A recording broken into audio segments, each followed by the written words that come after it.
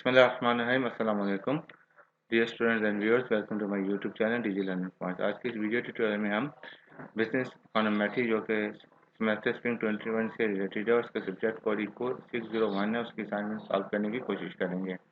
इसके total marks 15 हैं और अब हम इसको स्टार्ट करते हैं। इससे जो रिलेटेड केस है उसको रीड आउट करते हैं, देन उससे एसोसिएटेड रिक्वायरमेंट्स को सॉल्व करने की कोशिश करते हैं।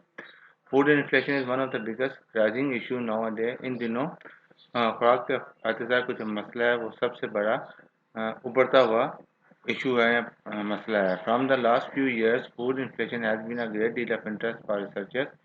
गुज़श्ता कई सालों से जो खुराक के अतिसार का मसला है वो रिसर्चर्स के लिए बहुत दिलचस्पी का बायस बना हुआ है। The world population is increasing drastically than food production.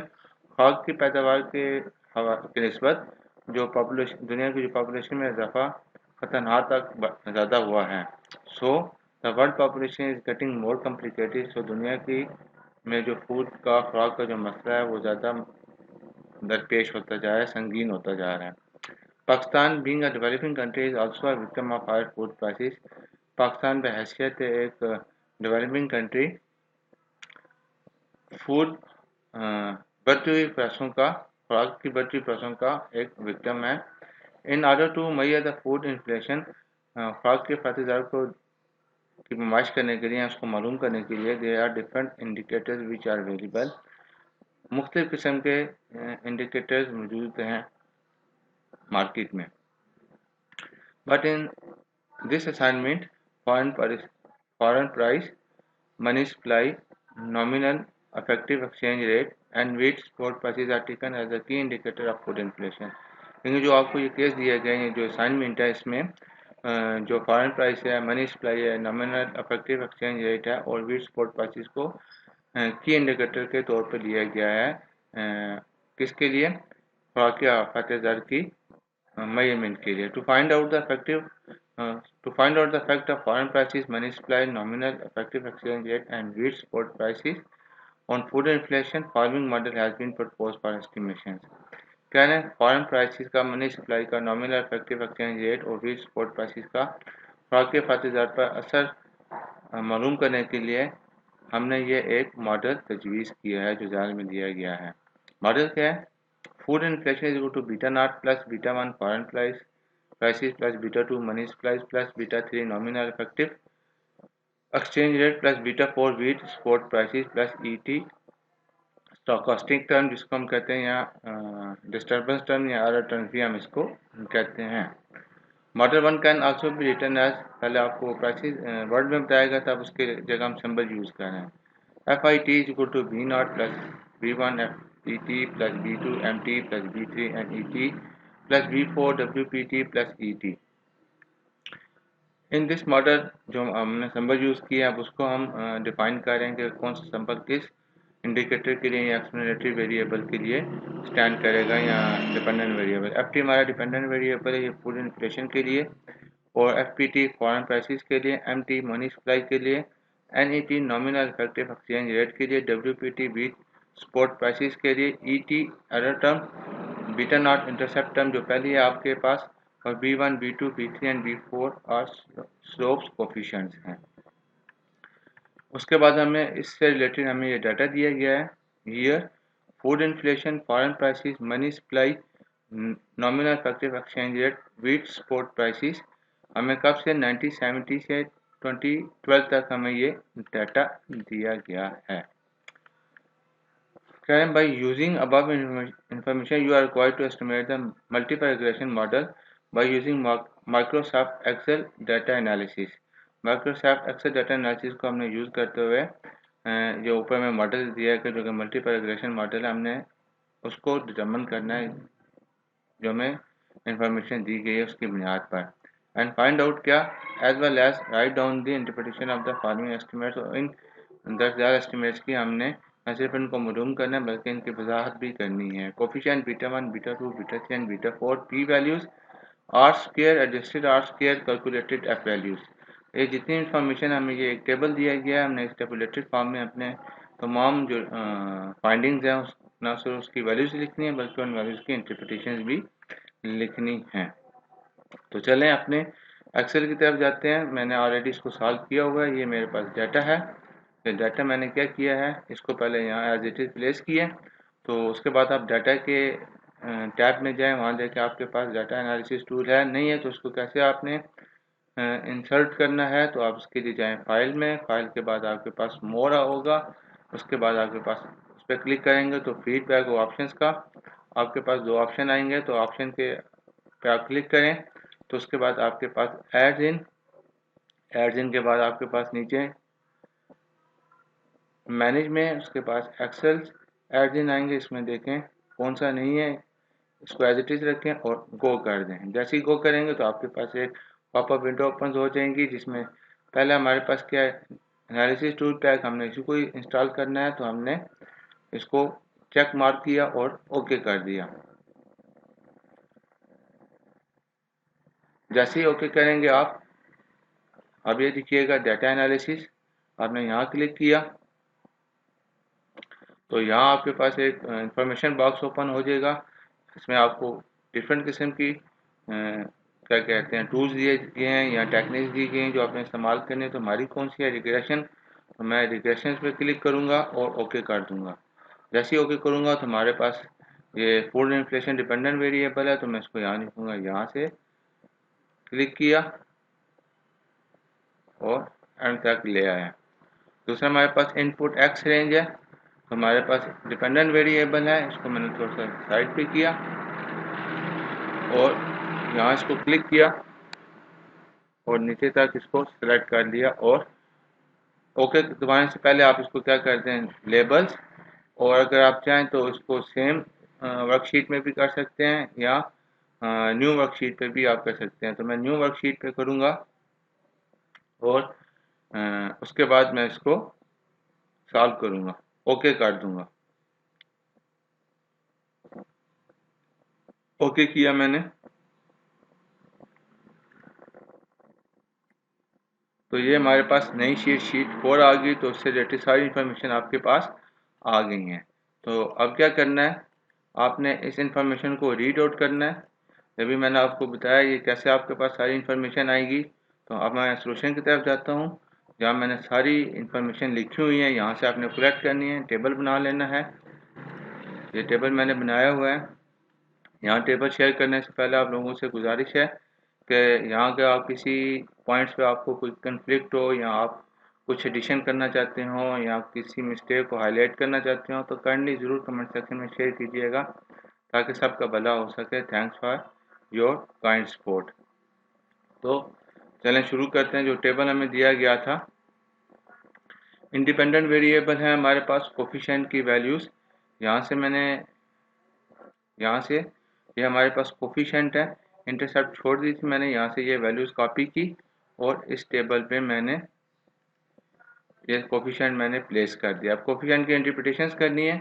क्या कह रहे हैं कि जी ये क्योंकि कोफिशिएंट है, 1 unit change in foreign prices will bring the 42.84% average downward change in food inflation keeping other variable constant. यानी जितना ये हमें एवरेज बिहेवियर बता रहा है कि फूड इन्फ्लेशन में सिर्फ फॉरेन प्राइसेस की में तब्दीली से 1 यूनिट कितनी फूड इन्फ्लेशन में तब्दीली आएगी और उसकी डायरेक्शन क्या होगी। डायरेक्शन क्या है उसकी, नेगेटिव यानी डाउनवर्ड, यानी उसमें कमी आएगी। उसके बाद हमारे पास मनी सप्लाई है जिसको हम एमटी कह रहे हैं। तो 1 unit change in money supply will bring the 64.84% average upward change, क्योंकि ये पॉजिटिव है, इन food inflation keeping other variables constant. दीगर वेरिएबल्स को कांस्टेंट अगर हम रखें तो सिर्फ मनी सप्लाई में अगर 1 यूनिट हम तब्दीली करते हैं तो फूड इन्फ्लेशन में कितने परसेंट चेंजिंग होगी, 64.84%। सिमिलरली ये भी नेगेटिव है। तो अगर हम अदर वेरिएबल्स को कांस्टेंट रखते हैं तो 1 unit change in nominal effective exchange rate, तो ये 3.69% इन्फ्लेशन फूड इन्फ्लेशन को चेंज करेगा इन अपोजिट डायरेक्शन में। वीट स्पॉट प्राइसेस है, तो वीट स्पॉट प्राइसेस में हम यही करेंगे, ये पॉजिटिव है तो ये अपवर्ड यानी पॉजिटिव डायरेक्शन में चेंजिंग आएगी, यानी फूड इन्फ्लेशन को बढ़ाएगा। तो 1 unit change in wheat spot prices will bring the 1.24% average upward change in food inflation keeping other variables constant. अब हम जाके देखते हैं हमारे पास दूसरा क्या था। अब पी वैल्यूज को हमने डिफाइन करना है, तो हम पी वैल्यूज की तरफ जाते हैं। पी वैल्यूज भी मैंने यहाँ से क्या की, ये पी वैल्यूज थी, यहाँ से यहाँ तक मैंने इंटरसेप्ट की पी वैल्यू छोड़ दी है। तो यहाँ से मैं इसको डिफाइन करना शुरू करता हूँ।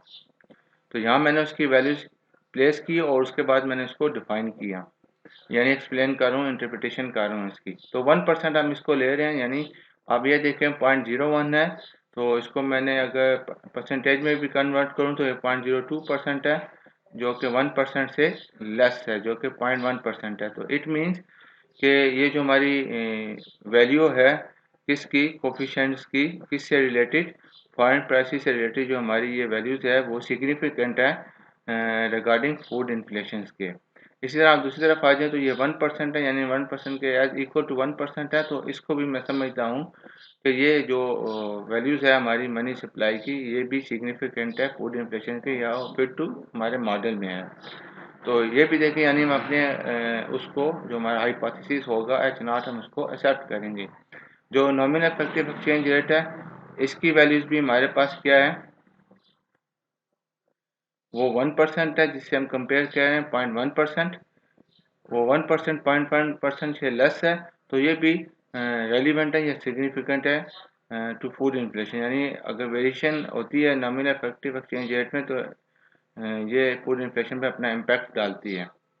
वीट स्पोर्ट प्राइसेस हमारे पास क्या है जी, 4.2% है, विच इज ग्रेटर देन 1%।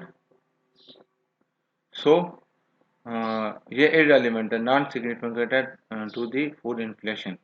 उसके बाद हमारे पास क्या आ जाता है, ये मैंने सारी आपकी जो बुक्स है उससे भी मैंने पढ़ा है कि this is the level of significance interpretation of P values में बता रहा हूँ, where calculated value of T greater than calculated tabulated value of T, यानी जो आप टेबल से लेते हैं और ये जो हमने टी की वैल्यूज कैलकुलेट की हैं कहाँ से,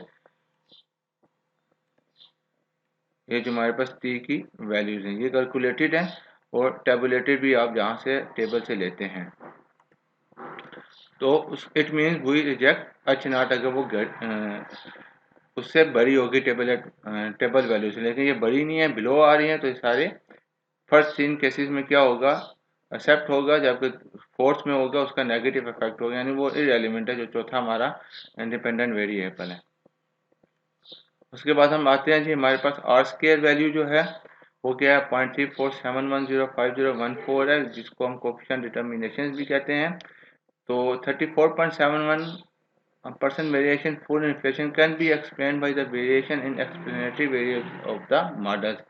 अब हमारे पास चूंकि एक वेरिएबल नहीं है, हमारा मॉडल कंसिस्ट करता है मल्टीपल वेरिएबल से, तो एज ए ग्रुप या कलेक्टिव फॉर्म हम ये जो हमारी आर की वैल्यू है हम उसके कंटेक्स्ट में बात कर रहे हैं कि अगर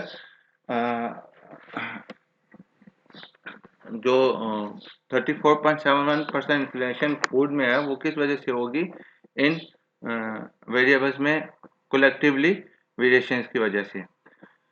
फिर एडजस्टेड आर स्क्वायर वैल्यू है हमारे पास 0.27837।